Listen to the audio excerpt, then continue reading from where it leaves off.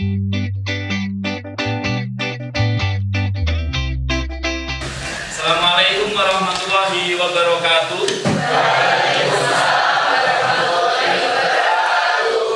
Bagaimana kabarnya hari ini anak-anak? Semuanya masuk atau ada yang tidak masuk? Semuanya ya, alhamdulillah. Sebelum kita mulai pelajaran matematika peminatan hari ini, salah satu silakan untuk memimpin doa. Baik teman-teman, sebelum memulai pembelajaran pada hari ini, mari kita berdoa terlebih dahulu. Doa yang kedua. Doa selesai. Silakan untuk mengecek terlebih dahulu di bawah mejanya ada sampah atau tidak. Apabila ada sampah, silakan diambil dan dibuang ke tempat sampah. Dan juga dipersiapkan buku matematikanya, buku paket matematika peminatan, kemudian buku catatan dan buku tugas. Kita akan mempelajari materi limit fungsi trigonometri. Ya, limit fungsi trigonometri. Sebentar, tujuan pembelajarannya itu apa? Jadi tujuan pembelajaran pada pertemuan kali ini adalah agar kalian bisa menentukan nilai limit fungsi trigonometri, ya, menentukan masalah nyata yang terkait atau yang berkaitan dengan limit fungsi trigonometri. Beberapa masalah itu ternyata bisa dipecahkan dengan limit fungsi trigonometri yang kelihatannya materi kita itu sangat abstrak begitu ya. Sangat abstrak, tapi ternyata ada kaitannya. Yang pertama adalah masalah seperti di bidang ekonomi, ya, yaitu fungsi permintaan dan fungsi penawaran. Dan yang akan kita bahas di pembelajaran ini adalah kegunaan dalam bidang fisika. Salah satunya untuk menentukan kecepatan sesaat. Coba sebutkan salah satu contoh rumus identitas trigonometri yang sering kita gunakan juga. Oh, Fatia, oke, silakan Fatia. Salah satu contoh identitas trigonometrinya. Cos 2x. Oke, cos 2x Sama dengan 1 min. sama dengan 1 dikurangi. Sin kuadrat. Oke, sin kuadrat x. Oke, tepuk tangan untuk Fatia. Nah, ini salah satu contoh daripada identitas trigonometri yang pernah kita pelajari. Kemudian kita G, satu, G, dalam bentuk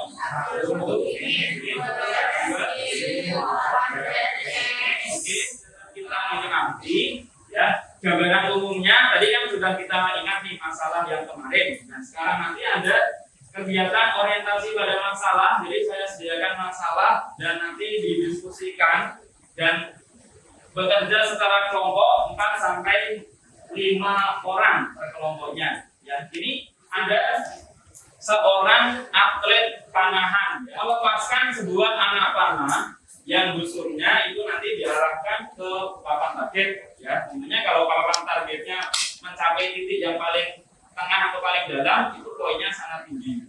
Ya. Kemudian disimbolkan atau dibuat persamaan daripada masalahnya itu adalah dalam bentuk S, ya, atau S-nya dalam bentuk variabel T, jadinya Ft sama dengan 5 sin 2T. Kemudian pertanyaannya adalah hitung kecepatan sesaat, ya.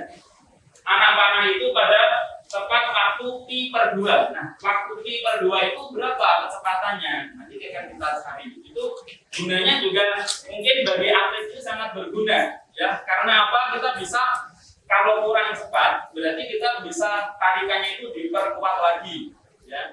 Kaitan antara masalah ini ada nggak dengan materi yang akan kita pelajari atau kita bahas? Ada ya. Oke. Kaitannya apa? Bisa dijelaskan sedikit mungkin?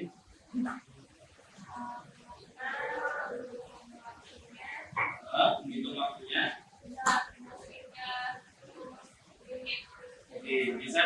menggunakan rumus limit untuk menghitung waktu. Kemudian mungkin pertanyaannya adalah kecepatan gitu. Oh ya. Oke, untuk menghitung kecepatannya bisa dimasukkan rumus limit. Oke. Jadi ada rumus limit ya untuk masalah ini. Limit untuk apa? Sebenarnya untuk menghitung kecepatannya, karena biasa kecepatan itu disimbolkan dengan apa? V. Dan nanti mencari V itu dengan rumus limit, yaitu limitnya adalah delta S per delta T, di mana delta T ini mendekati 0. Oke, coba bisa dibuka-buka lagi bukunya ya. Oke, silakan dibuka bukunya. Jadi rumus untuk limit delta S per delta T ya, ini bisa kita tuliskan. S-nya itu apa, Nana? Ya, oke, caranya di sini ditentukan 5 sin 2T. Oke, berarti kalau delta S ya, ini adalah S dalam kurung T plus delta T dikurangi ST. Oke, agak keras ya. Per apa? Singkat delta T. Nah, sekarang saatnya kita bekerja kelompok. Silakan berkelompok dulu dengan anggota kelompoknya. Duduknya berhadapan ya. Berhadapan dengan kelompoknya, silakan.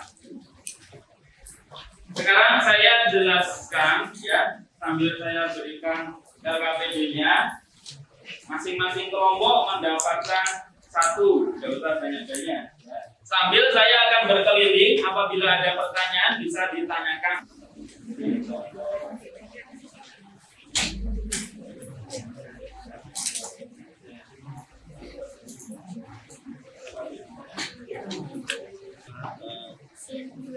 Teruskan aja ya. Oke. Delta T ya. Ini kemudian itu dengan sifat didistributif dulu. Iya, betul. Jabarkan di sebelah sini ya, betul. Nanti menentukan sifat rumus dasar integrasi. Kan ini udah ya, gimana? Coba jelaskan. Iya kan kita udah berduain loh, terus tinggal ini kan. Ya udah. Terus ini tuh sih? Yang ini. Terus sama. Terus dikurangi. Oke, benar. Oke. Jadi kecepatan tuh. Jadi atau di turunan sudah pernah dibahas waktu itu. Oh, sudah. Jadi sebelum baik anak-anak, sepertinya untuk diskusinya sudah cukup ya. Oke, sudah dituliskan sampai dengan kesimpulan. Ya, bisa menghadap ke depan terlebih dahulu semua anggota kelompok. Oke. Karena ada 3 masalah.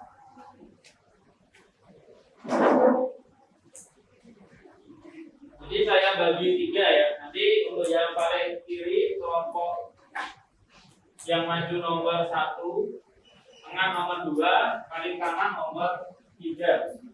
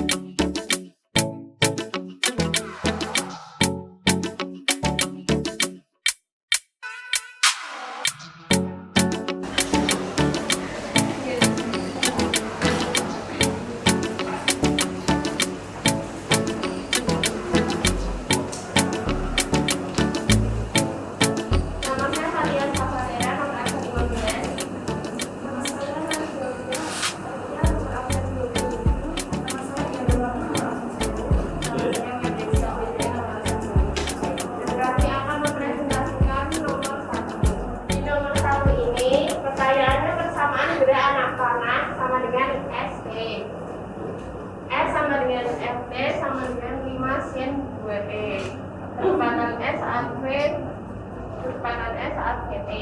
VT sama dengan lim delta T mendekati 0 untuk delta S per delta T. Habis itu VT sama dengan S turunan T. kali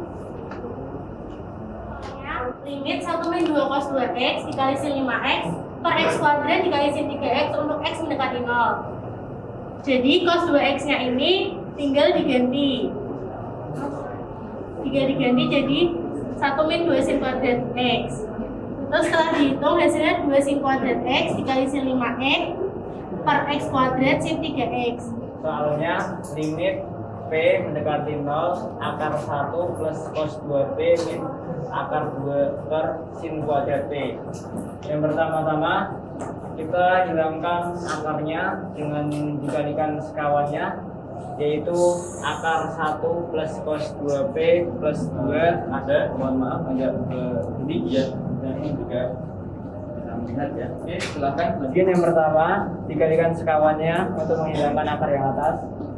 Jadinya akar 1 plus cos 2P ini lawan apa? Lawan tandanya min kan cos, jadinya plus akar 2 per akar 1 plus cos 2P plus akar 2. Jawabannya sama lagi ya. Sekali lagi tepuk tangan untuk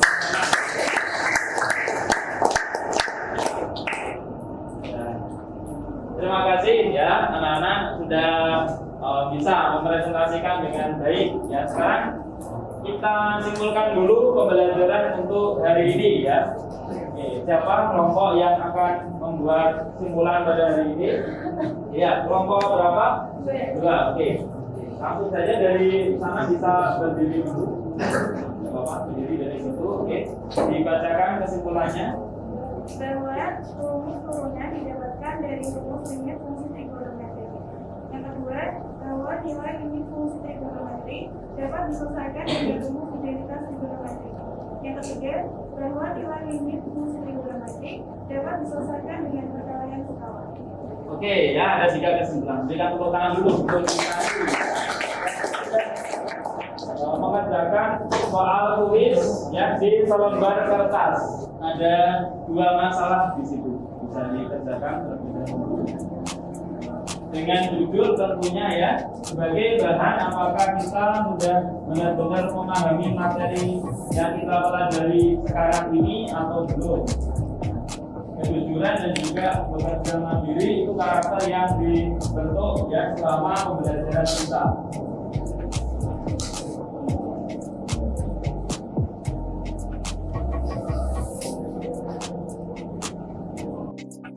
Di estafet ke depan ya, semuanya maju. Baik, dari hasil kuisnya ya. Ya, saya lihat sudah bagus dan sudah benar jawabannya ya. Soal nomor 1 dan nomor 2. Naila, jadi sudah semua ya, dapat 100. Naila mana? Oke. Ya. Kemudian ada juga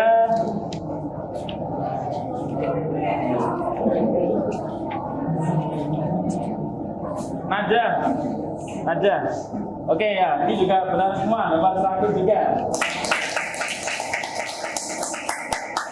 Saya minta dibuka blog saya ketika di rumah nanti ya.